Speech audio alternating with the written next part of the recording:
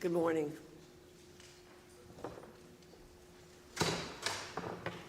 The Committee on Education Workforce will come to order. I note that a quorum is present. Without objection, the chair is authorized to call a recess at any time.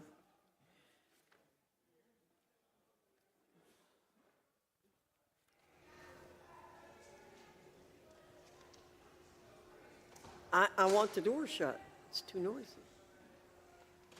Okay.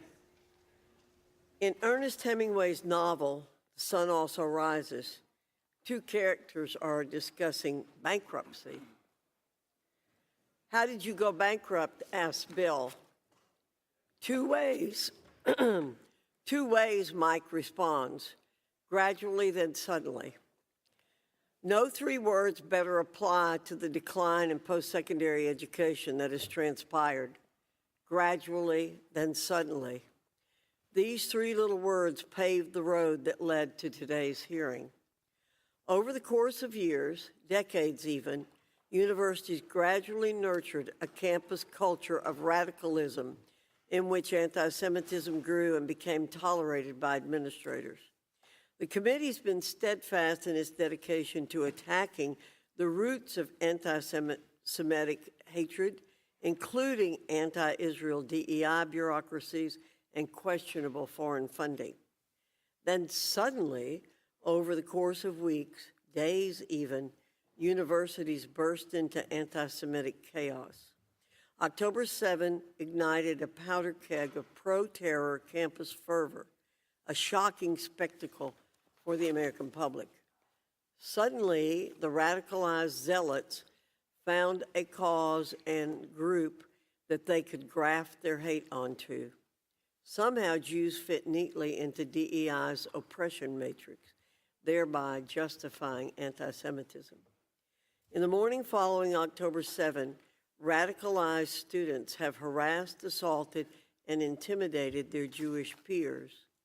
These anti-Semitic protests have led to hijacking buildings, erecting unlawful encampments, disrupting classrooms, and canceling commencements. They've been the principal agents of anti-Jewish harassment and violence and have made an absolute mockery of so-called university leaders. That's why the committee is yet again calling for accountability from those in charge of universities. Today, with Mr. Michael Shill of Northwestern University, Dr. Gene Block of UCLA, and Dr. Jonathan Holloway of Rutgers University. Each of you should be ashamed of your decisions that allowed anti-Semitic encampments to endanger Jewish students. Mr. Shill and Dr. Holloway, you should be doubly ashamed for capitulating to the anti-Semitic rule breakers. Our job today is first and foremost to hold those who are supposed to be in charge to account. Dr. Gene Block, you will testify to the horrific violent events that unfolded at UCLA, leading to 243 arrests. You cleared the encampment only after a violent riot erupted. For days, you stood by as Jews were assaulted and illegal checkpoints blocked access to campus in broad daylight. Your actions were too little, too late. Second, the committee will highlight the concessions universities doled out to rule breakers. Dr. Holloway, you accepted 8 of the 10 encampment demands, including an egregious amnesty deal to Rutgers students and faculty involved in the encampment. I'd like to know what sort of message you think that sends to your Jewish students. Mr. Shill, you cut a disgraceful deal with the encampment that prompted 7 Jewish members of your own anti-Semitism advisory committee to resign in protest. You and President Holloway struck deals that guaranteed jobs and admissions to Palestinians in apparent violation of federal anti-discrimination laws. I'd like to know how you think your quotas comply with the Civil Rights Act. Those who are in charge of universities who negotiate with pro-terror protesters are not doing their jobs. Taxpayer dollars have no business funding universities without principles that align with the principles of this country. Each of you refuse to enforce your own rules, preserve campus safety, and protect Jewish students. Finally, I want to make one thing clear. The purpose of these hearings is not to enact right-wing cancel culture as purported by the left. The purpose is to end anti-Semitic violence and harassment on campus. Full stop.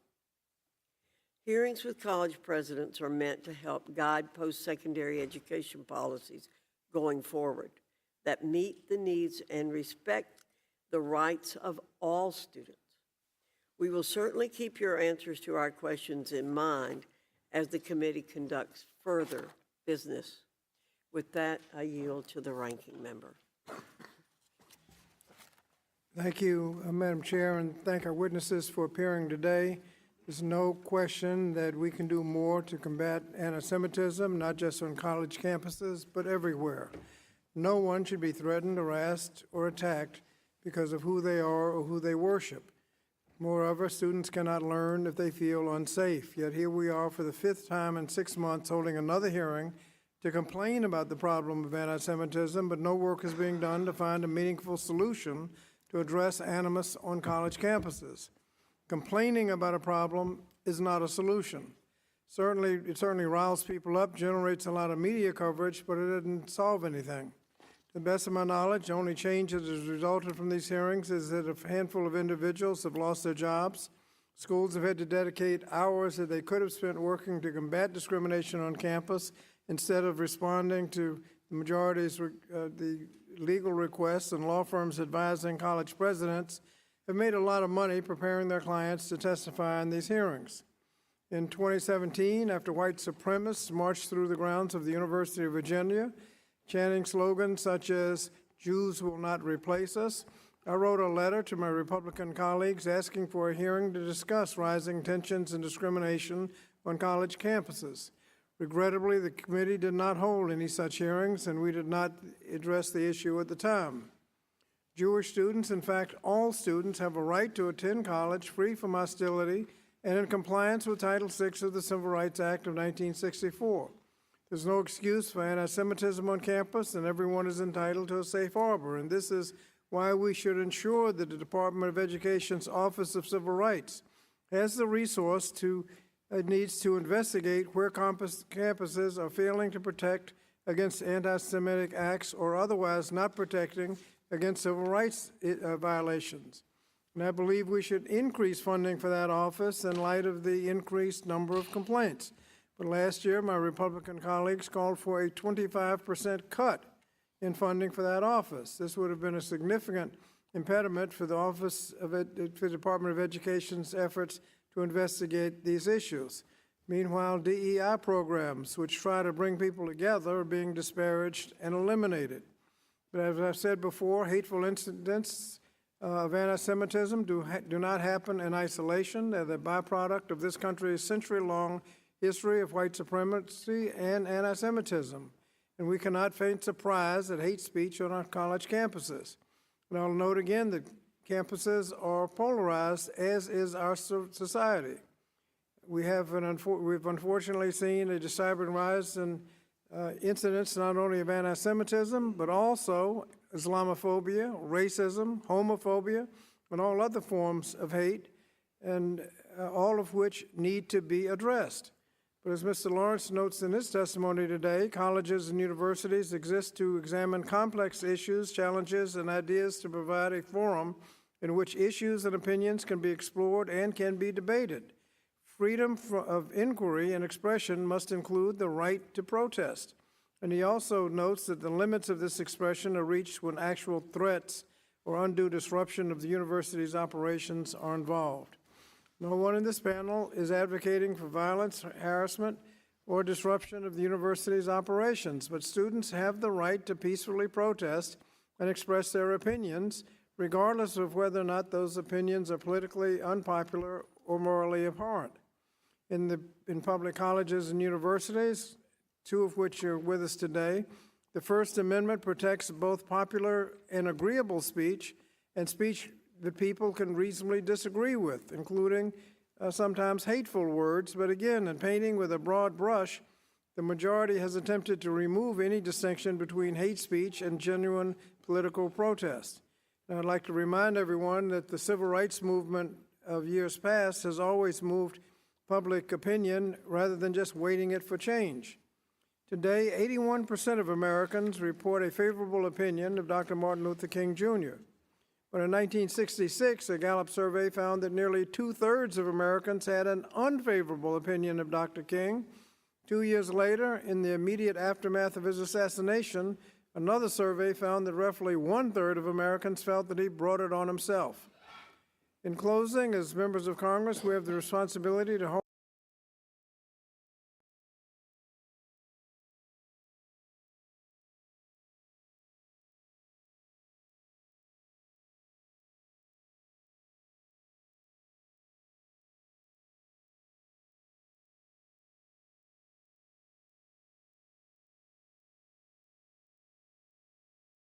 for us that can lead to a meaningful change, and I hope my colleagues will rise to that challenge.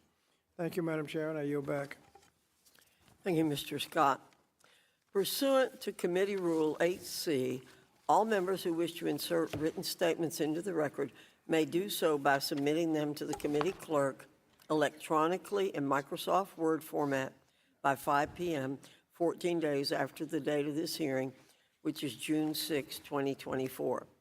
And without objection, the hearing record will remain open for 14 days to allow such statements and other extraneous material referenced during the hearing to be submitted for the official hearing record.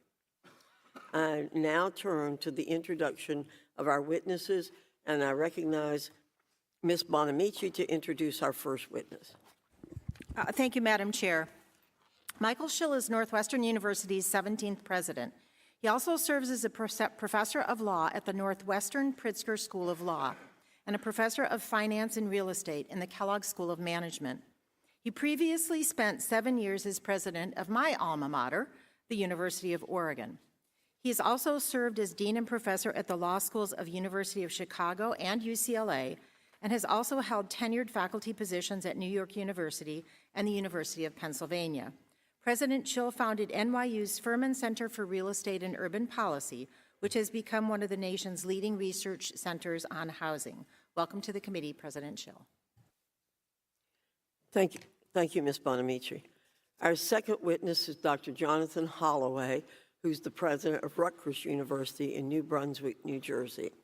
Our next witness is Mr. Frederick Lawrence, who's the secretary and CEO of the Phi Beta Kappa Society, located in Washington, D.C. Our final witness is Dr. Block, who's the chancellor of UCLA in Los Angeles, California. We thank you for being here today and look forward to your testimony. I will remind the witnesses that we have read your written statements, which will appear in full in the hearing record. Pursuant to Committee Rule 8D and committee practice, I ask that you each limit your oral presentation to a 5-minute summary of your written statement. I also remind the witnesses to be aware of the responsibility to provide accurate information to the committee. I will first recognize President Shill for 5 minutes. Thank you, Chairman Fox, Ranking Member Scott, and members of the committee, and also thank you, Representative Bonamici, for that kind introduction. I agree with the committee that anti-Semitism is rising on college campuses, including our own. This committee is also right to be shining a light on the subject for the American people. In that spirit, let me address 4 issues as they relate to Northwestern: anti-Semitism on campus, our guiding principles of community safety and academic freedom, the encampment itself, and our plans moving forward. First, our universities are on the front lines of the disturbing spike in anti-Semitism that accelerated following Hamas's horrific terrorist attacks on October 7th. Across the country, the open harassment and intimidation of Jewish people on the streets and social media has also infected our classrooms and our campuses. As the descendant of Holocaust victims and survivors, Rising anti-Semitism in the world affects and alarms me personally. I lost relatives in the Holocaust, so it is not abstract to me that the world's Jewish population has not recovered to where it was before World War II. The fact that Israel is a cherished homeland is not theoretical to me. It is where family members who survived the war found refuge. My family's history is a constant reminder to me of what can happen when anti-Semitism is allowed to take root. Where there is conduct that threatens the Northwestern community, we must impose discipline, and we have done so. Yet I'll be the first to admit our existing rules and policies are falling short. We must improve our processes to meet the current challenge. At my direction, we'll be working over the summer to update our student conduct code. These new policies will be in place before students return to campus. We are confident we can continue to promote two principles at the core of our mission: free expression and academic freedom, while disciplining harassment and intimidation. I want to take a moment to address the encampment at Northwestern and the choices we made. On the morning of April 25th, an encampment was erected on Deering Meadow, an iconic gathering space at the center of our campus. As I watched what was unfolding and at encampments across the country, I believed that the danger it posed grew every day it stayed up.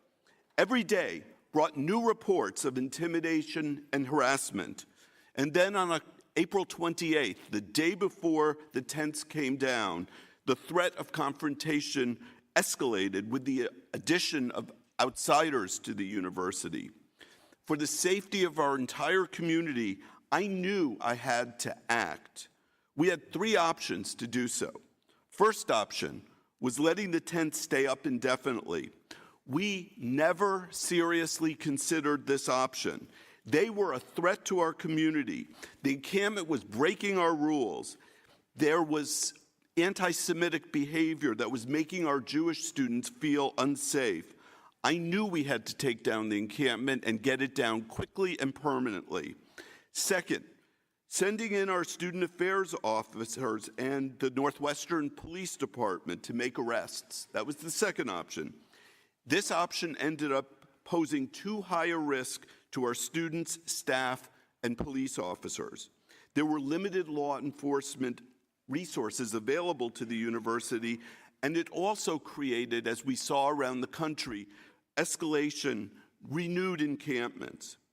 Finally, talking with the students about leaving voluntarily. This was the path we took, and the encampment came down in just 5 days.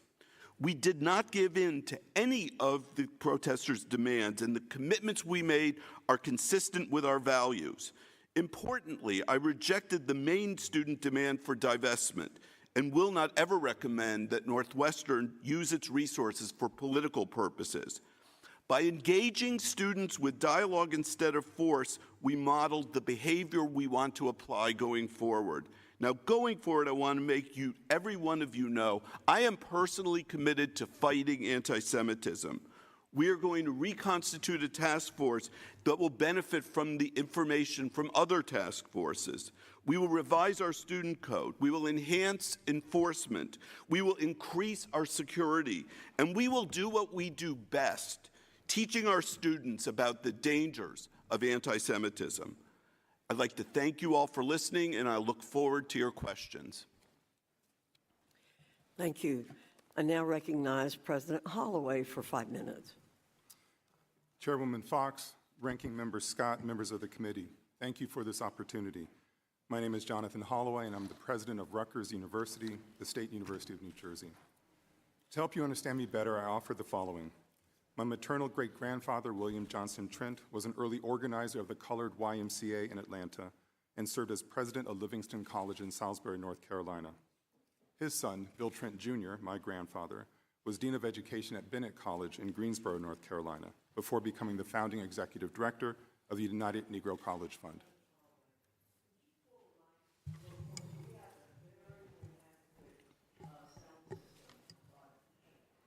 Sure. May I start the paragraph at the beginning? Okay, where I left off. Even closer. Okay. His son, Bill Trent, my grandfather, was Dean of Education at Bennett College in Greensboro, North Carolina, before becoming the founding executive director of the United Negro College Fund. My father, a career officer in the Air Force, was the first black person to teach at the Air War College in Montgomery, Alabama. I share this to make clear that a commitment to education and to providing access is in my DNA. And though I fully recognize the myriad ways in which my experience and that of our Jewish community are different, I know something about the awful impact of discrimination too. When I served as an intern for the House Ethics Committee, my father brought me to Capitol Hill on my first day. As we approached the committee offices, he said, when I was your age, the only way someone who looked like us could cross the threshold is if he were pushing a food cart. This is part of the reason this discussion matters so much to me. I tell you with pride that Rutgers boasts one of the largest Jewish student populations in America, and I tell you with conviction that we condemn anti-Semitism in the strongest terms possible. We do so today, we did so long before October 7th, and we will always do so. Rutgers, home to nearly 100,000 students, faculty, and staff, takes pride in being a public university. We conduct life-changing research and clinical care, and we educate tomorrow's leaders, many of them first-generation college students, and many of them from low-income families. What's more, Rutgers is world-renowned for its Jewish scholarly community. We are one of only a few dozen universities in America with a Department of Jewish Studies. Our Bildner Center for the Study of Jewish Life holds public lectures, trains teachers on Holocaust education, and hosts the Rutgers Jewish Film Festival. Rutgers is also home to the Miller Center on Policing and Community Resilience, which is dedicated to protecting valuable communities that are facing anti-Semitism or other forms of intolerance. The Rutgers Hillel and Chabad houses, both among the largest in higher education, sit in the heart of our Big Ten campus in New Brunswick. During my presidency, we have developed a formal partnership with Tel Aviv University focused on faculty collaborations. As part of that relationship, TAU researchers will have a presence in the Health and Life Sciences Center being built in New Brunswick. We find ourselves here today because of the devastation that the Hamas terrorist attacks have wrought. It is heartbreaking to think about the senseless and horrific violence of October 7th, about the hostages still held captive by Hamas 230 days later, about the thousands of Palestinian children killed in the war, about the humanitarian crisis in Gaza that gets worse every day. At Rutgers, this war has been a tragedy for our Jewish and Palestinian communities. Many in our community, searching for a way to curtail this tragedy, have turned to activism and protest. During this period of heightened fear, anxiety, and polarization, Rutgers has focused on three essential priorities: to ensure the safety of our community, to affirm and uphold our policies, and to promote dialogue and education. I'd like to emphasize this last point: dialogue and education. Disciplining a person for breaking a rule is easy. It is much harder to build the trust to question and to understand across difference. The battle against anti-Semitism, against bigotry in all of its forms, must be waged with education. We began this semester with lectures and films centered on meeting discrimination with humanity. In New Brunswick, we established an advisory council on anti-Semitism and Jewish life, whose work continues to be pivotal. Jewish studies and Middle Eastern studies faculty have brought Israeli and Palestinian students together in a classroom, not to convince or to change minds, but simply to listen to each other. We have planned training and discussion around anti-Semitism, and we have partnered with the Anti-Defamation League in these efforts. Like so many other universities this spring, we saw a protest encampment take shape on our New Brunswick campus. It lasted for a little more than 72 hours. When on the third morning, some student protesters called for a rally to disrupt exams, we moved quickly to shut the encampment down. We made a choice. That choice was to engage our students through dialogue as a first option instead of police action. We had seen what transpired at other universities and sought a different way. Without compromising on my fundamental stance against divestment and boycotts, we agreed to talk and to listen. If ever there was a time for dialogue and a focus on civil discourse, it is now. We are in a highly polarized time where we are confronted by objectionable and offensive ideas. Part of what universities do is to help the members of our community navigate that reality so that they become better, stronger, and more resilient citizens. We do that by teaching people to be curious, to listen, and to engage in civil discourse. Finally, let me speak briefly to the Rutgers community. I have heard you over the last several months. I have heard your frustration at injustice in our world, your pain at senseless suffering, and your desire to make Rutgers a stronger community. And for that, I want to say publicly, thank you. We cannot give into the easy path of letting our differences become our divisions. The healing will take time, and through our efforts, Through these efforts I mentioned earlier, I'm committed to it. We are committed to it. Thank you, and I look forward to your questions. Thank you, President Holloway. Mr. Lawrence, I recognize you for 5 minutes, and I ask you in advance to pull the mic close to you. Again, we have a very inadequate sound system right now. Thank you, Madam Chair. And I'd like to thank the committee for inviting me today to speak with you. My name is Frederick M. Lawrence, and I'm here in my personal capacity to share my experience and thoughts as a former law school dean, a former university president, and a professor of American higher education law. The past academic year has deeply challenged all stakeholders of our college and university communities and our society at large. Images of campus protest and unrest will long stay in our minds. It is precisely at times like these that we must hold fast to the first principles that underlie the mission of American higher education and that form the bedrock of a flourishing democratic society and a vibrant culture. Let me first emphasize that the safety of students on campus is critical and it is essential. Students cannot learn if they fear for their safety. No one is permitted to threaten another. And a university is both entitled to and required to respond to violence or threats of violence. Similarly, students do not have a right to disrupt the operations of a university unduly. For example, defacing, occupying, or blocking entry to campus buildings is not protected expression, whereas protests outside a building would be. So what should our universities do in these challenging times? When looking at any issues on campus, we always need to keep in mind that the fundamental goal of our colleges is the creation, discovery, and sharing of knowledge. The intellectual challenges of campus life may come from many sources, including protest. That is why colleges should begin by presuming expression, including protest, to be protected forms of academic freedom and of free inquiry. Again, the limits of this expression are reached when actual threats or undue disruption of the university operations are involved. Universities must treat all members of a campus community as part of we, not they. There is no they where our students are concerned. We must encourage listening to each other, robust debate, and learning. Schools do best when they seek dialogue across ideological and political differences between and among the members of the campus community, and when they share a commitment to transparent decision-making. This approach is most successful when it draws on months, if not years, of conversation and engagement. I not only believe this to be true, I have seen it. I have had the opportunity to participate in the application of these principles on campus firsthand, including a recent free expression residency that was part of an ongoing campus-wide engagement on issues of expression, of community, and dialogue. During this time, I met with Jewish and Muslim student leaders to discuss their views on the Israel-Palestine conflict and how it affected their lives. I shared personal stories of a former colleague who suffered the tragic loss of his daughter and son-in-law when they were murdered on October 7th, and a former student born in Gaza whose family confronts the humanitarian crisis there. The ensuing discussion was not easy, but I believe that the students both spoke to and listened to each other. Campus officials have told me that these meetings continue in a spirit of cooperation, not antagonism, with the goal of advancing difficult conversations, even where there are strong feelings and disagreements about key fundamentals. Colleges and universities exist to examine complex issues, challenges, and ideas, and to provide a forum in which issues and opinions can be explored and can be debated. Freedom of inquiry and expression must include the right to protest.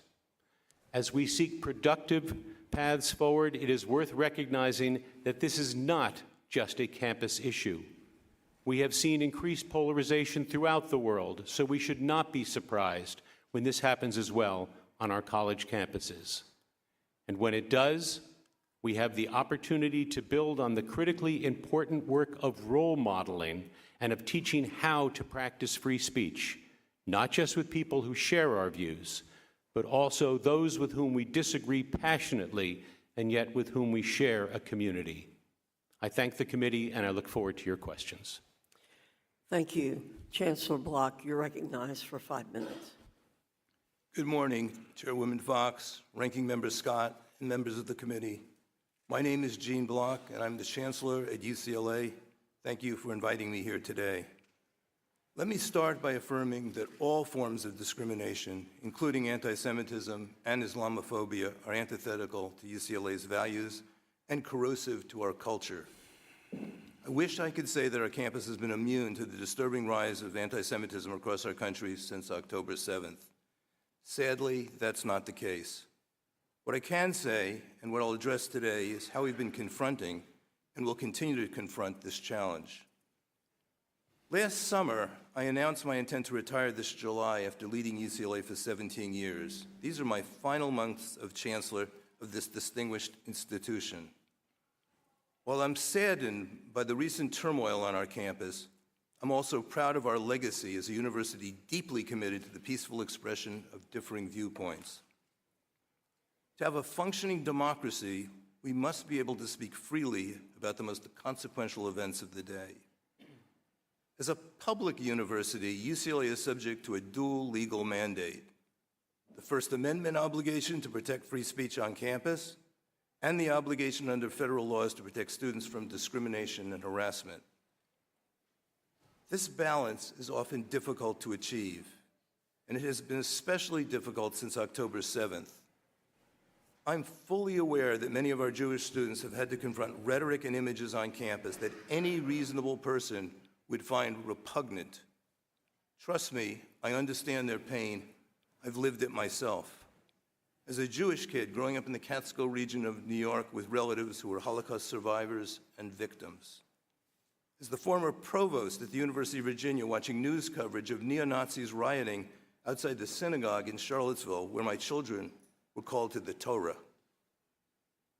As the Chancellor of UCLA, where an art show depicted me with exaggerated facial features that were reminiscent of caricatures of Jews during the Nazi era.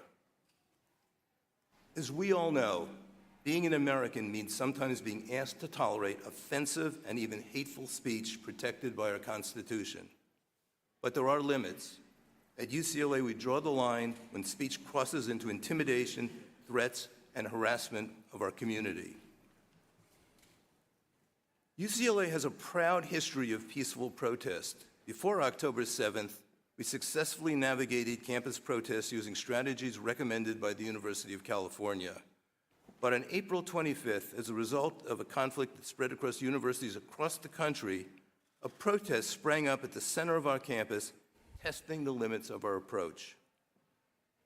We are part of the University of California system.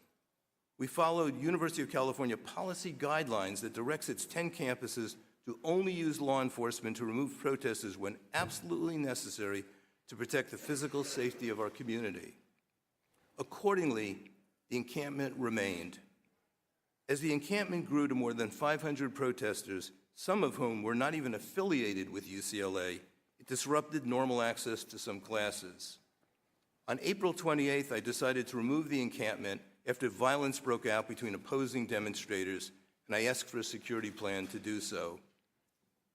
We gave the protesters written notice that the encampment was unlawful on April 30th and instructed them to disperse. But before the necessary police resources could be assembled, assailants attacked the encampment that evening. Tragically, it took several hours before law enforcement could quell the violence. On May 1st, with the support of the University of California's President Michael Drake, we provided protesters a final opportunity to leave. But when more than 200 protesters refused police orders, law enforcement removed the encampment that night. With the benefit of hindsight, we should have been prepared to immediately remove the encampment if and when the safety of our community was put at risk. We have since taken decisive action. I created a new Office of Campus Safety that reports directly to me. UCLA is conducting a thorough examination of our security processes. The University of California has also engaged independent law enforcement experts to initiate a review of the confrontation, including our planning and security protocols. Finally, we will hold accountable all those engaged in violence or violated our policies. No student should be threatened or excluded based on their beliefs or identity. While we'll always have to strive hard to meet this obligation, we must also maintain our commitment to academic freedom and free speech. The balance is central to UCLA's educational mission. It's not always easy to strike a perfect balance, but that must be our goal. Thank you again, and I'm looking forward to answering your questions. Thank you, Chancellor Block. Under Committee Rule 9, we will now question the witnesses under the 5-minute rule. Ask members to keep your questions succinct so the witnesses will have time to answer and not ask a question with few seconds left. I now recognize myself for 5 minutes of questioning. This question is for all three of the presidents. All of your universities have been hotbeds of pervasive anti-Semitism. Please tell me how many students have your university suspended? How many students have been expelled for anti-Semitic conduct since October 7th? President Shill?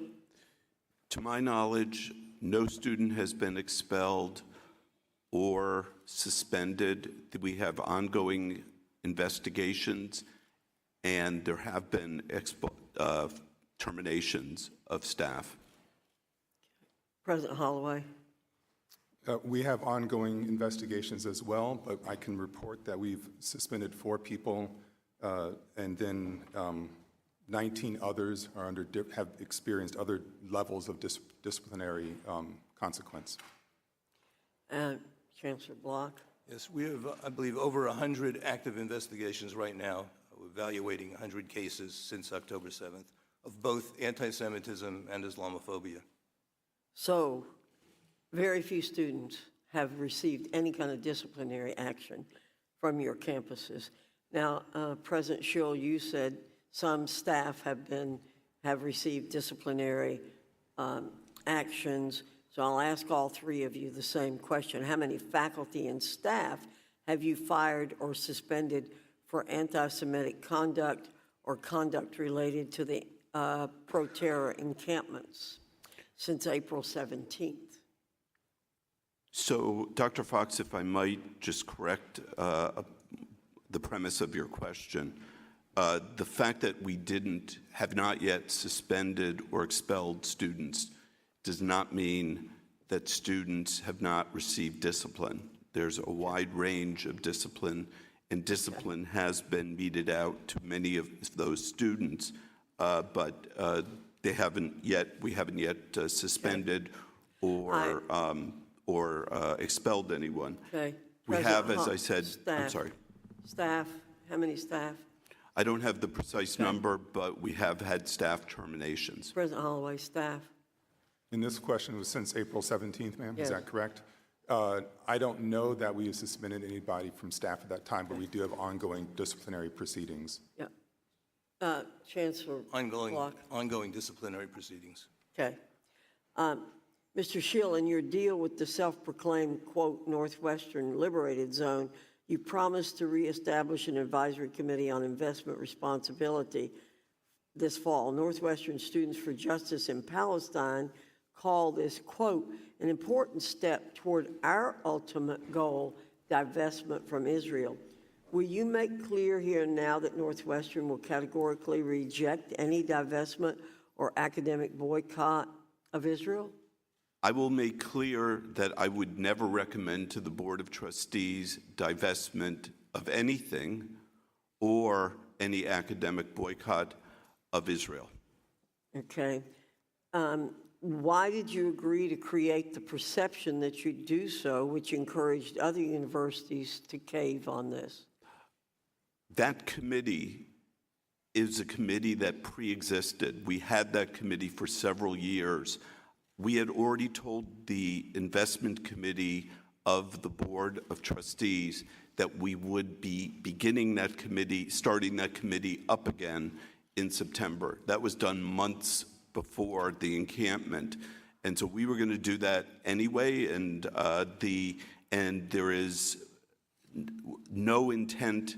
That is not a board committee. That is an advisory committee. Okay. It has faculty and 2 students, and they're not necessarily from this group. Thank you. Chancellor Block, numerous videos showed Jewish and other UCLA students being denied access to central parts of campus by encampment members who had set up unauthorized checkpoints. In some cases, the students were questioned on whether they were Zionists. Why did you fail to immediately clear these checkpoints?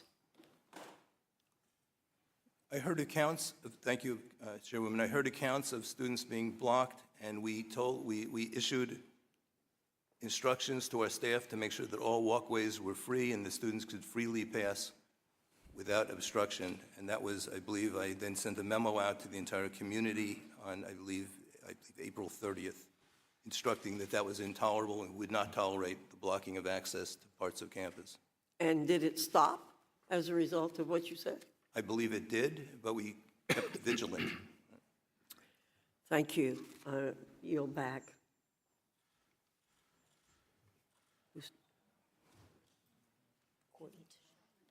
Mr. Courtney? Great.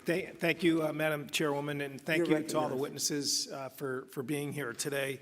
As Mr. Scott pointed out, this is our 5th hearing on this topic, which is perfectly legitimate and appropriate, but I think it's also important to remember we're an Article 1 branch of government whose job it is to authorize and appropriate the U.S. Department of Education. The Civil Rights Division of the Department of Education just reported in 2023 they had a record number of complaints for the department. If you go back to 2009, it's tripled in terms of the number of complaints, and a lot of those complaints involve anti-Semitism. But the staffing level at the Civil Rights Division of the U.S. Department of Education back in 2009 is larger than it is today. And as Mr. Scott pointed out, the budget that the majority reported out last year from the Appropriations Committee for the Civil Rights Division would have cut their budget by 25%, which I would characterize as the equivalent of defunding the anti-Semitism police. And again, I think it's our job at some point to focus on the fact that we need to beef up the ranks of that department, whose mission it is to investigate and to curtail this type of activity. Madam Chairwoman, I would now like to yield the balance of my time to Mr. Norcross from New Jersey. By the way, could I have an article admitted to the record on that report? Without objection. Thank you. Appreciate that. Thank you, Mr. Courtney, for yielding. President Holloway, great to see you again. For those of you who don't know, Rutgers, the flagship university in New Jersey, home to nearly 100,000 diverse students, faculty plus. Second highest Jewish population, close to 7,000 students, and almost 7,000 Muslim and Arab students. Since October 7th, there's no question that the anti-Semitic has increased at Rutgers. In fact, we had the conversation year over year. It could be as high as 10 times what it was the year before. And you and I have talked about this. In fact, I called you at 6:30 in the morning when I first heard about Rutgers, quote, negotiating to end the encampment. And you picked up the phone, and we've had that continuing conversation.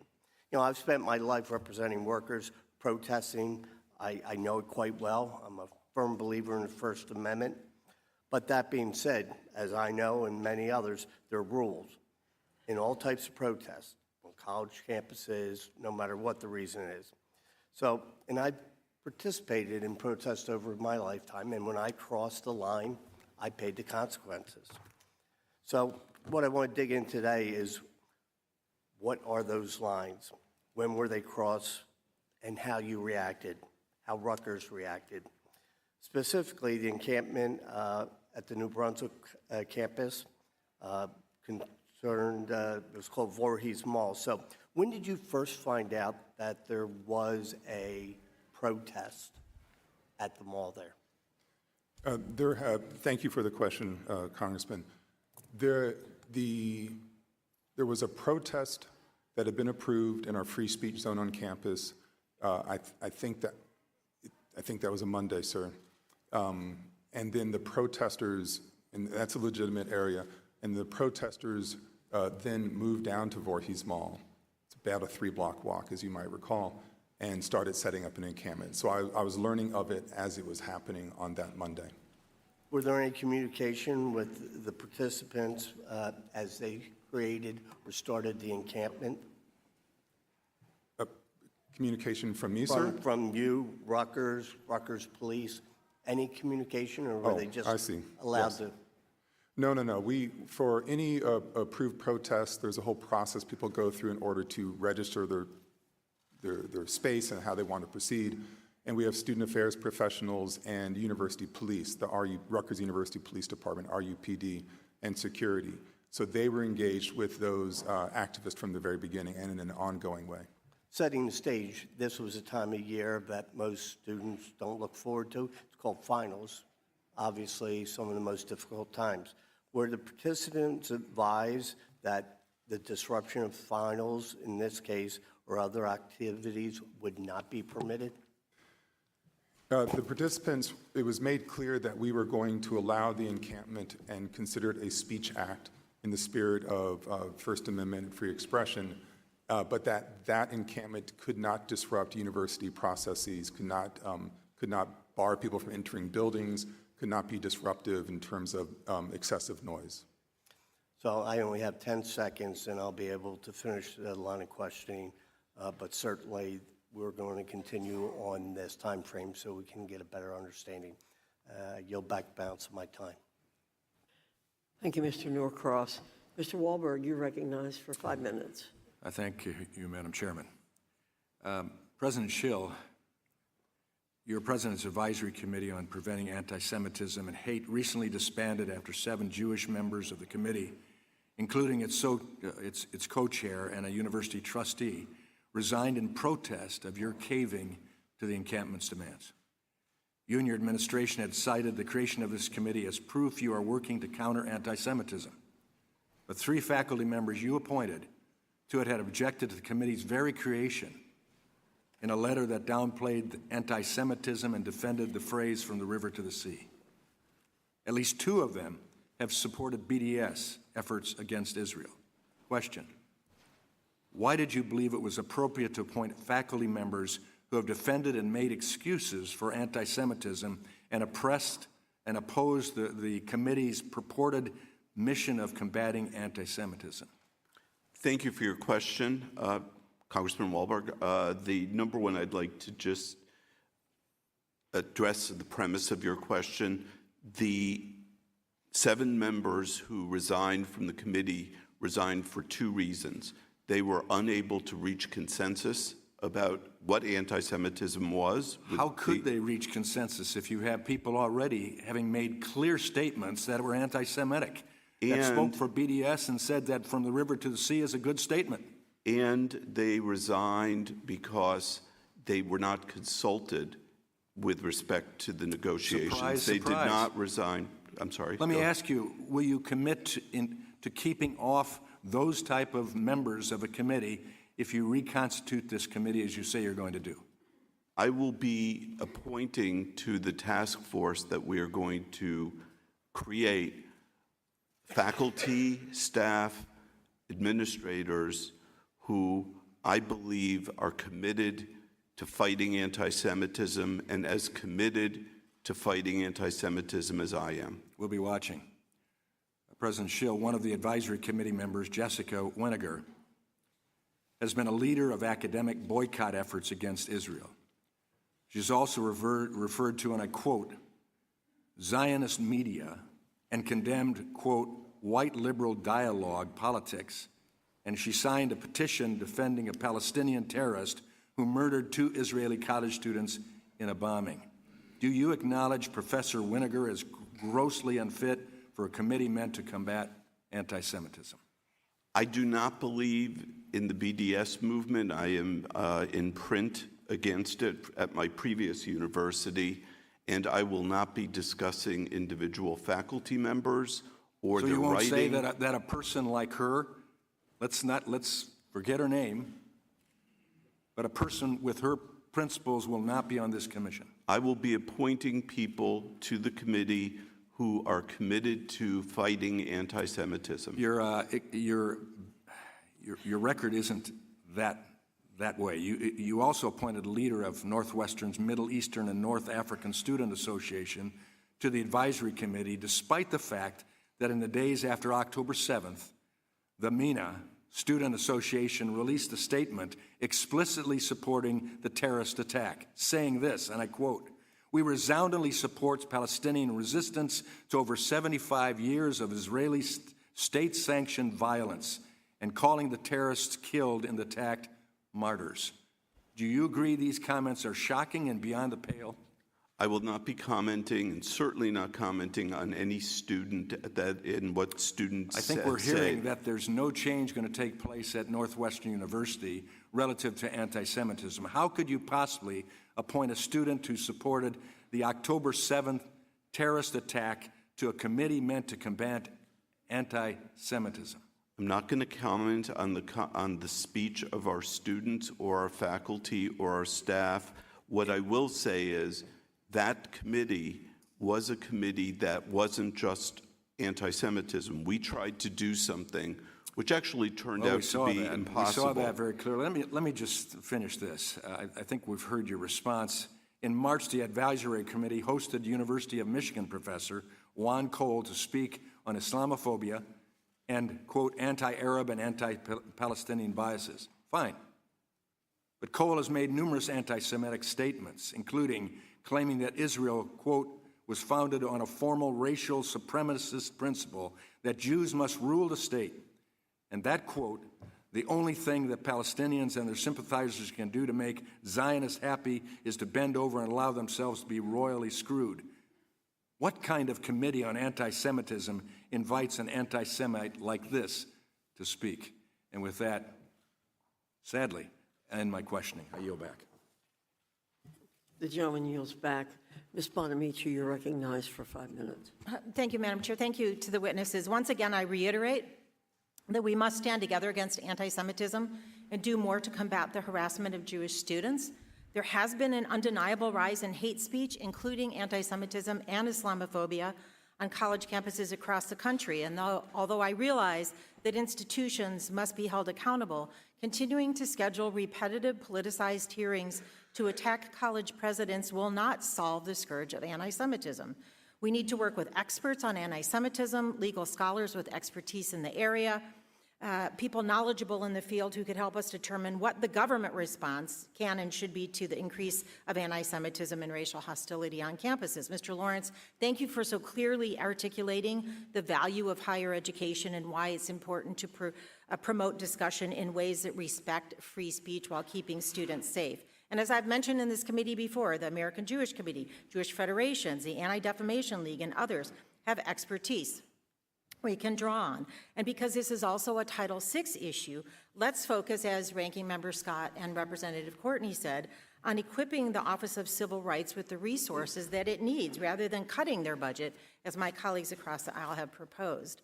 And I also want to note, as I did recently in the subcommittee, that my colleagues across the aisle expressed concern about anti-Semitism on college campuses, but we do not see the same concern when anti-Semitic comments and tropes come from their side of the aisle. For example, just a few days ago, the Truth Social account of Donald Trump included an outrageous video with Nazi-like language about a unified Reich. Did any of my colleagues on this committee call that out and ask the candidate that most of them have endorsed for its removal? It baffles me that some people are opposed to anti-Semitism when it's politically convenient instead of whenever it rears its ugly head. I'm also concerned about any suggestion that the first step to address protests should be to call police. It doesn't work in some cases, and as both Presidents Shill and Holloway and Chancellor Block noted, oftentimes many of the people protesting are not students, further complicating the issue. Northwestern and Rutgers both reached agreements with student protesters to address campus safety concerns while recognizing free speech rights.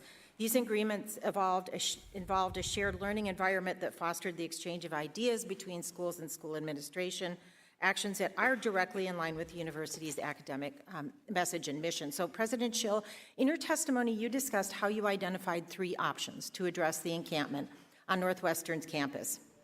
You talked a little bit about why you made the decision you did, and that talking with the students was the best option. But will you explain how the final agreement you reached with student protesters de-escalated activities on campus and how that worked? And did the agreement address rights or protections for Jewish or Israeli students?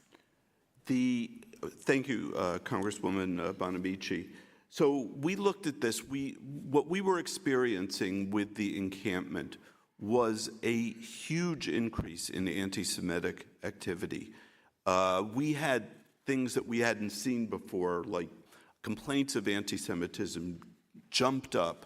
There was a sign of a Mogen David with a slash on it put on Deering Gate.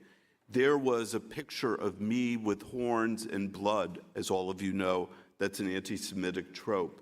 So we made a decision, and it was making our Jewish students feel unsafe. So we made a decision, those tents had to come down. Those tents had to come down.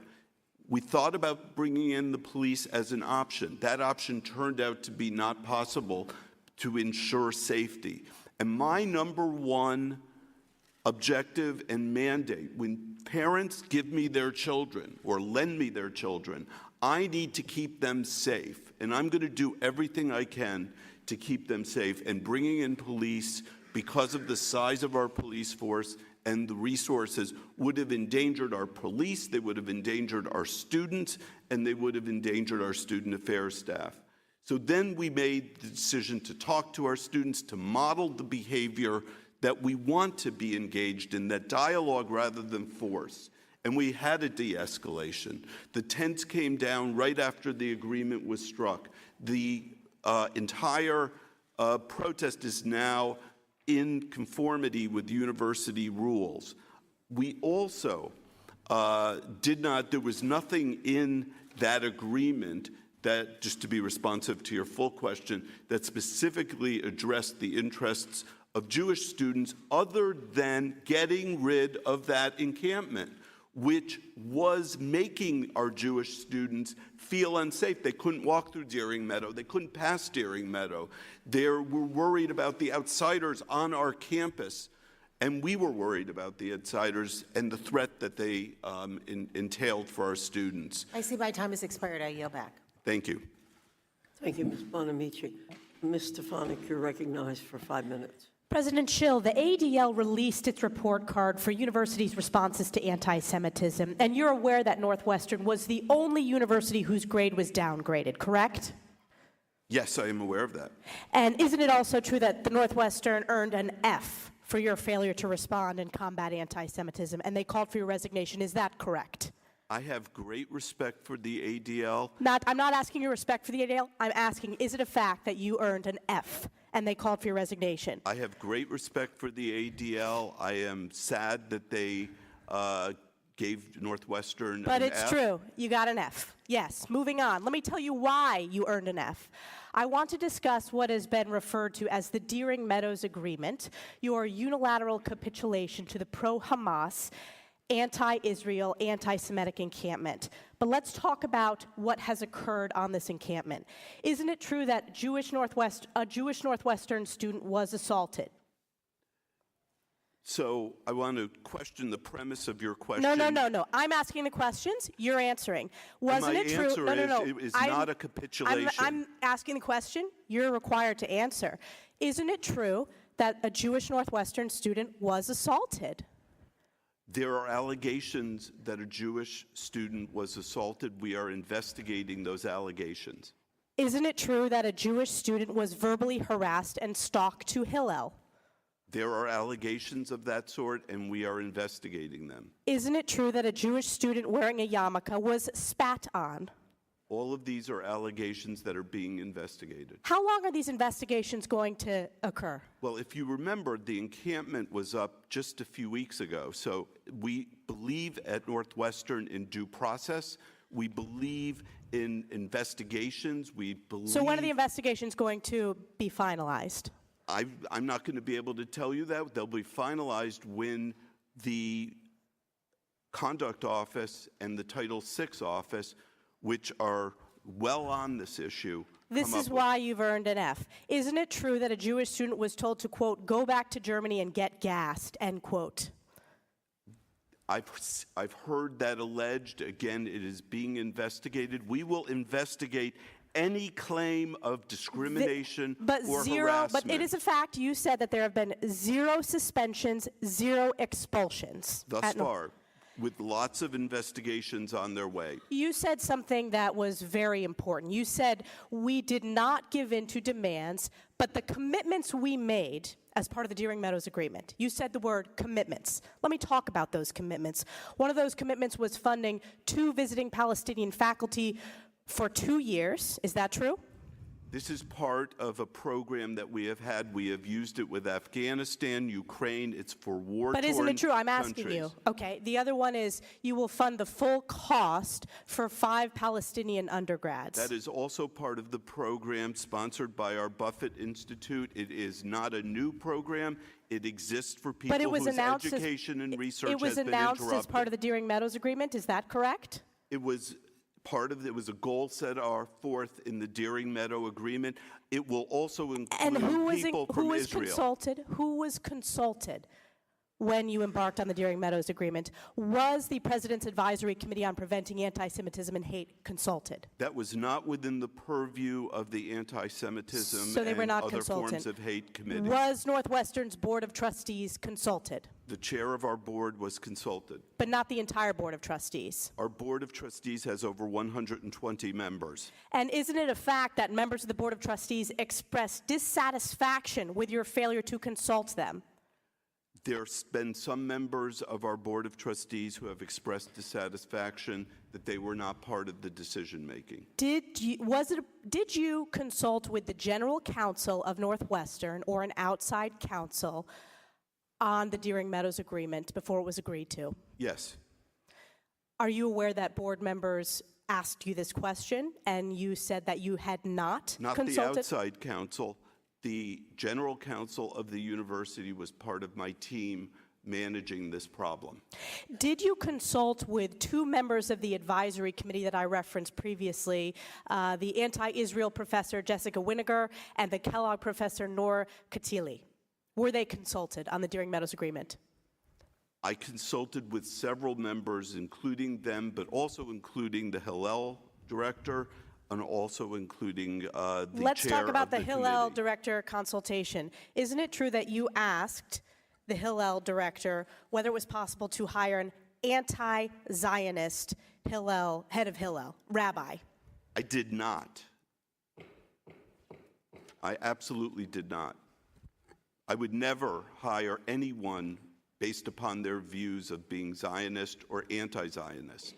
That is not what I do. That's not what That's a great not according to the university whistleblowers does. that have come forward to this committee. Ms. I can't say Stefanik, your who has time talked has to you or not expired. talked to you, but I can tell you I can assure you the many truth. people have spoke to this committee. Thank you. Mr. Takano, you're recognized for 5 minutes. Thank you, Madam Chair, and thank you to the witnesses for being here today. I'll begin with a few questions for the current presidents. If you would please just answer with a yes or no if possible. My first question is, should colleges and universities be places where the right to free speech and free exchange of ideas is protected? President Shill. Yes. Mr. Holloway. Yes, sir. Chancellor Block. Yes, sir. At the same time, do colleges and universities have an obligation to keep students safe from harm and ensure that they're able to study and attend class without impediment? President Shill. Absolutely. President Holloway. Yes, sir. Chancellor Block. Yes, sir. Have your schools taken substantive steps to eliminate discrimination, including anti-Semitism, as defined by Title VI? President Shill. Yes, but we need to do more. Got it. President Holloway. I agree with Mr. Shill in the same way, yes, but we are always a work in progress. We're committed to it. Chancellor Block. I would say the same. We've made progress. We have programs. We need to do more. Great. University of California, Riverside, which is in my district, was the first school in the UC system to reach a peaceful resolution with student protesters. Students had set up an encampment on Monday, April 29th, and following negotiations between college administration and the leadership of the protest, The encampment was dissolved peacefully within a week without a single arrest. Chancellor Kim Wilcox announced the terms of the agreement in a letter to the UCR community. Classes and final exams continued, and the commencement ceremony will be in just a couple of days. My university is leading by example, but my Republican colleagues are characterizing any agreement made between university administrators and student protesters as, quote unquote, conceding to the mob. Mr. Lawrence, in your experience as the former president of Brandeis University, what are the hazards of immediately punishing campus protesters rather than opening a dialogue between administrators and students? Thank you for the question, Congressman. There are two main concerns here. One, we always have to remember that even in these tense moments on campuses, we are an educative institution. We are educators. So the goal is to engage with students to the extent possible as part of the education process of all of the issues that are involved. Second, and regarding safety, we're always looking to try to find ways to de-escalate conflict to the extent possible. Understand that sometimes that's not going to be possible, and sometimes there are consequences that have to be pursued down the road. But you don't start that way. You start trying to de-escalate the conflict, and in my experience, reaching out to the students, to all of the stakeholders, and trying to build dialogue first with the administration and the students, and then among and between the students is the best way to reduce conflict. So, Dr. Shill, was the encampment at Northwestern dismantled peacefully? Yes, it was. Were there any arrests? There were no arrests needed. And Dr. Holloway, the same question. Was Rutgers encampment dismantled peacefully? Yes, it was, sir. Were there any arrests? No, there were not. And Dr. Shill, did the agreement Northwestern came to with the encamped students, did that agreement remove any rights or protections for Jewish or Israeli students? No, it actually gave them the ability to feel safe on campus because it was no longer there. And Dr. Holloway, did Rutgers' agreement remove any rights or protections for those students? No, sir, there is no diminution of rights and protections for Jewish students. And I will say, looking at the UCR agreement, I do not see that any rights were abridged or removed for Jewish or Israeli students either. Chancellor Block, UCLA is an unfortunate contrast to what happened at Rutgers and Northwestern. Tensions exploded into an incident that lasted several days, led to arrests of many, maybe hundreds of arrests, and put students in the hospital. In hindsight, could you or your administration have done anything differently to prevent things? As Mr. Lawrence said, sometimes it's not possible, but in hindsight, might there have been another approach? Thank you for your question. Always we're going to review all of our incidents and to see whether there was another pathway. We tried very hard to find an off-ramp for student protesters so they could leave the encampment. Wasn't to be. Safety became an issue for the whole community, and we had to ask all the encampment members to leave the encampment. Can you tell me just how much time was actually spent negotiating with the students or dialoguing? I mean, was that possible? Attempt was made first through intermediaries, through faculty, and then eventually our executive vice chancellor and provost actually sat in the encampment and discussed potential solutions and was unsuccessful. So there was a real attempt for discussion, but unfortunately was not successful. Well, thank you. I yield back, Madam Chair. Thank you, Mr. Tucano. Mr. Allen, you're recognized for 5 minutes. Thank you, Madam Chairman. And first, I'd like to ask each one of you, the answer of the day is it's under investigation. What are these students doing while they're being investigated? Are they still attending classes? Are they still demonstrating? Are they still involved in this intolerable behavior on campus? Real quickly, what are they dismissed from the university until the investigation is complete? Tell me what's going on there. Dr. Shill. I can't say for specific students what they're doing, but we are still in session. We begin. Okay, so they're still attending classes, and we don't know if they're still involved in protest and everything else. Dr. Holloway, what about your university? We had a very successful and quiet commencement 2 weeks ago, and students who are under disciplinary review are not on our campus. There's no protest at this time. Dr. Holloway, what are you doing to those students who are under investigation? Was that to me, sir? Or No, I can't see for the camera. Dr. Block, Chancellor Block. So during this period of time, students are still attending classes. I should emphasize there is no encampment, and there have been no demonstrations that are problematic. Dr. Block, Section 185 of the California Penal Code outlaws wearing a mask to evade identification and committing a public offense. Why have you not banned the wearing of masks on your campus in accordance with California law? Well, we still apparently are allowed to wear masks for COVID protection, and students continue to wear them. And those are medical masks. Medical masks. Yes. Right. These are not medical masks. So you're allowing this behavior. We've allowed masks on campus, although we have a policy this should be unmasked. But during the time of COVID, we allowed medical masking, and we've continued to allow that. I'll yield to Ms. Stefanik the remainder of my time. President Shill, you said there's been a wide range of discipline. After testifying, there have been 0 suspensions, 0 expulsions, and you said discipline has been meted out. How has discipline been meted out? Discipline has run the gamut. That is the discipline that's already completed. Run the gamut from meetings with student affairs staff at the very lowest level of severity up to disciplinary probation, which means if there is another offense, students will be expelled or suspended. And you testified when I asked about the Deering Meadows Agreement with the visiting Palestinian faculty members. Isn't it true that the university committed to fundraise above and beyond its current commitment as part of the Deering Meadows Agreement?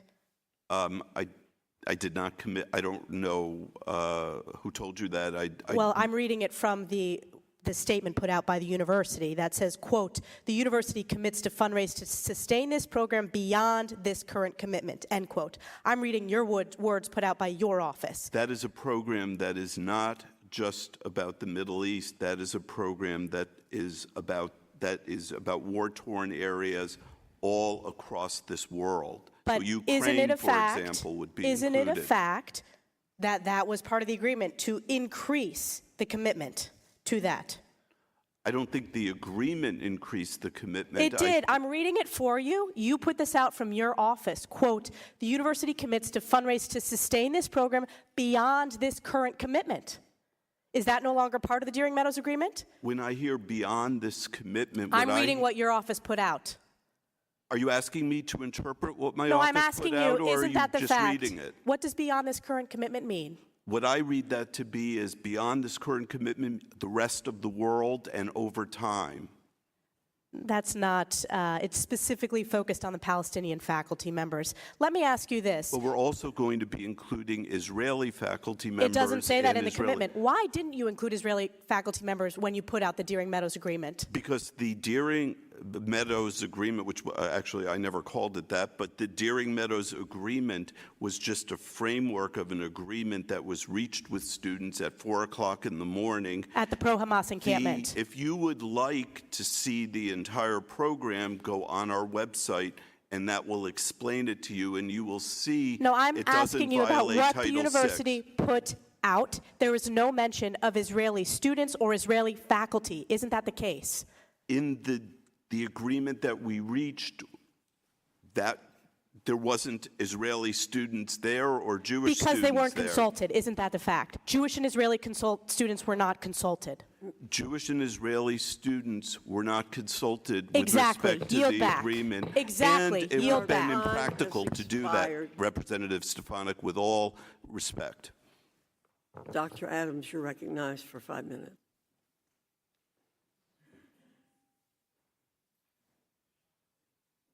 I'm sorry.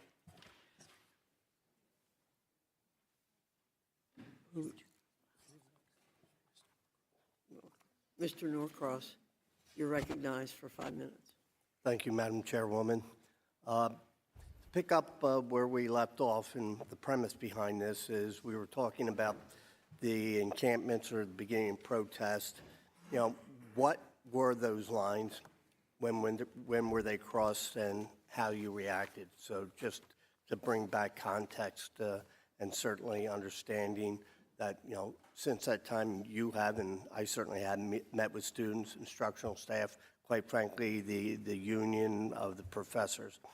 But one of the issues that comes up and they're bringing to my attention is when the Rutgers Students for Justice in Powhatan began to issue fuck finals call, which right in the middle of finals for an emergency protest at 7 a.m. on the 2nd.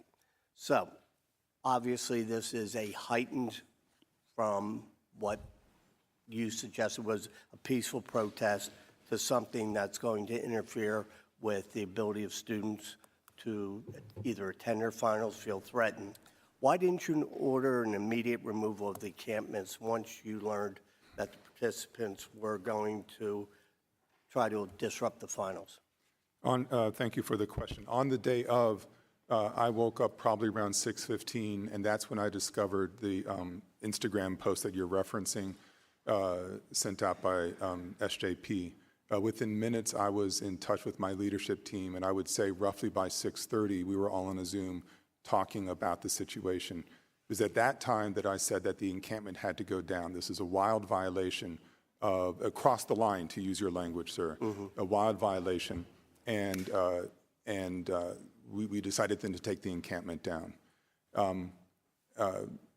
In order to do so, in talking with the chief of police at Rutgers, he said that the process would take a few hours to make sure there were a sufficient number of police there that it could be done safely. So I assume you were in consultation. This is the Rutgers chief of police. Did you consult with your board of governors or with lawyers that you have on staff or others? Our general counsel was in that group that I was referencing. The chief of police was dialed in at all times. We were engaged with him directly. The board of governors, I was in touch with the chair and vice chair, not at 6:30 in the morning, but at a reasonable hour for them to give them a heads up as to what was happening. But is this when the negotiations started with the protesters? The protesters, I discovered that they had sent in a list, I think on Tuesday, sir. This was Thursday that I'm talking about. Sent in a list on Tuesday, and then the Chancellor of New Brunswick, who runs that campus on a daily basis, she and my chief of staff talked with 4 representative students on Wednesday. And then, the agreement, this is the day before finals began, and the agreement was made then that we will be happy to talk with you, but this encampment cannot be disruptive. It cannot block access. It can't be raising noise. It needs to be silent because we have final exams tomorrow. They agreed to that, and then the next morning we discovered that they had broken that agreement. So the negotiations then were taking place while the encampment was still there. Is that correct? Yes, I mean, yes. So knowing that and I'll call it the agreement that was reached with the protesters, after that, why did it take so long to remove the encampment, even after the deal was done? The students asked for another meeting on Thursday morning. That's when they learned that I'd already given the order to take the encampment down.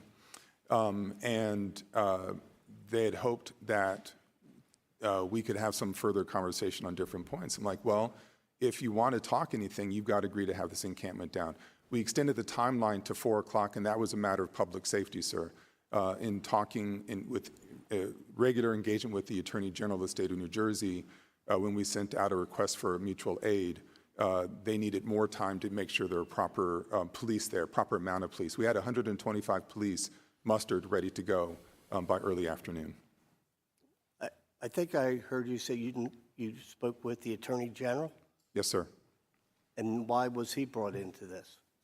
As I discovered, sir, that when I did not know it at the time, when police asked for mutual aid in the state of New Jersey and they asked for more assistance, that request ultimately lands with the Attorney General's office, sir. And what was his reaction or suggestion that you do? Take it down immediately, wait, go? He wanted to make sure that we had given, since we had allowed them to be there as a speech act, he wanted to make sure we would give them proper notice to that they were now in trespass, and then allow time to disperse. So the Attorney General said, wait till we tell them they're trespassing? Okay. I yield back the balance of my time. Thank you. I'm going to say to the members, when I start hitting the gavel, I want to be respectful to the witnesses answering questions, but if I hit the gavel, no more questions, okay? Thank you.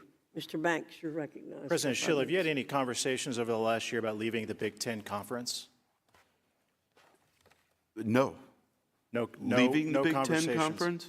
No consideration, no, we're proud to conversations? be in the Big Ten Conference. We're proud of our football team, and we're proud of being a charter member of the Big Ten. Fully committed to remaining in the Big Ten Conference? We are fully committed to remaining in the Big Ten Conference. Last year, you fired the popular football coach, Coach Fitzgerald, after allegations of hazing in the locker room. You hired a law firm. You spent hundreds of thousands of dollars to do that.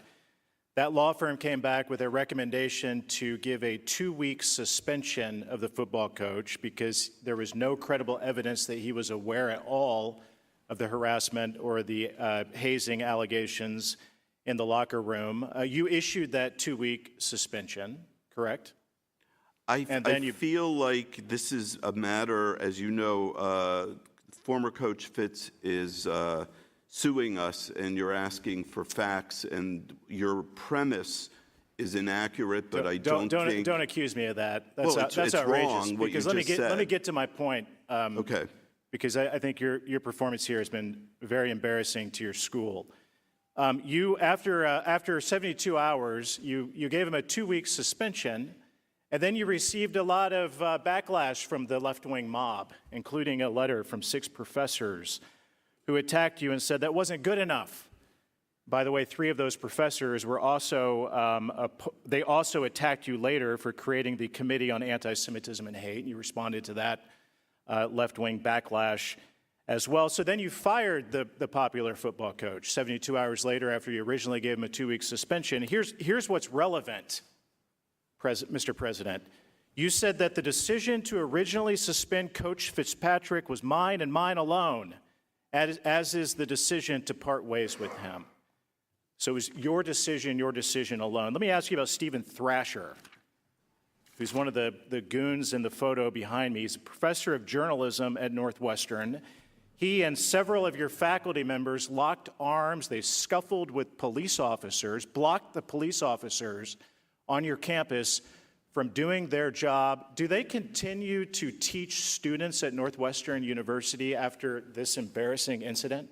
So I will not comment on individual faculty members President, nor on matters. Is it your decision and your decision alone to allow those professors to continue to teach students on your campus? We believe in due process at Northwestern University. You believe in due process except for the decision that you made about Coach Fitzgerald? We followed the contract. Have that your was cake and eat process. it too. We had an investigation, but I'm not going to go on and on about that. Is it okay for faculty members at Northwestern University to scuffle with police officers, to lock arms and present police officers from doing their job? You said in your opening statements that this encampment was responsible for anti-Semitic behavior that made Jewish students feel unsafe to go to class.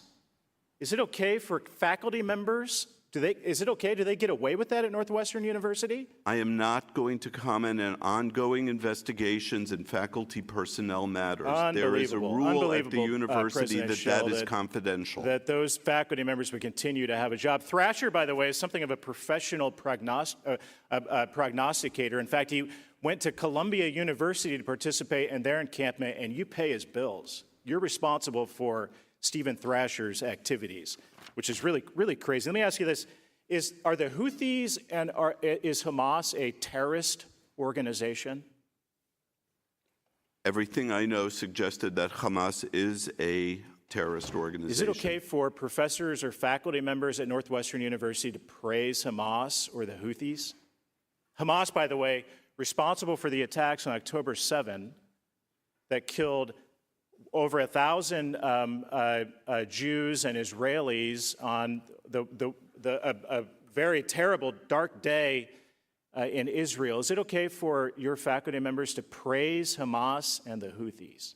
And are you saying okay, meaning is it something that I would do, or are you saying No. okay? Do you allow your professors and your faculty members to do that? Our professors and our faculty members have all of the rights of free speech that I'd like to submit these statements for the record, Madam Chair, of faculty members at Northwestern who have praised Hamas and the Houthis.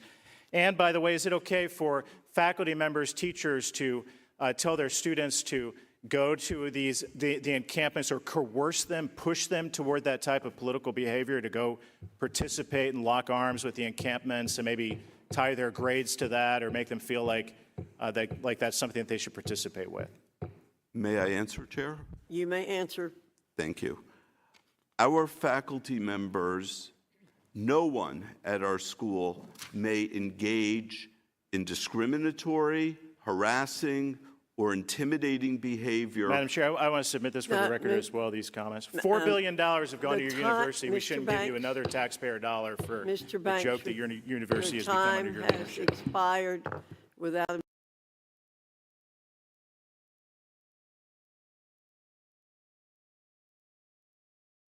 oil-soaked 24-karat gold parachute of $68 million. These fossil fuel executives are everywhere, walking the halls of Dubai during the International Climate Conference to influence international global decisions and impacting decisions at every level throughout government as front groups such as the American Gas Association and the American Petroleum Association do their job. They're even reportedly discussing pay for play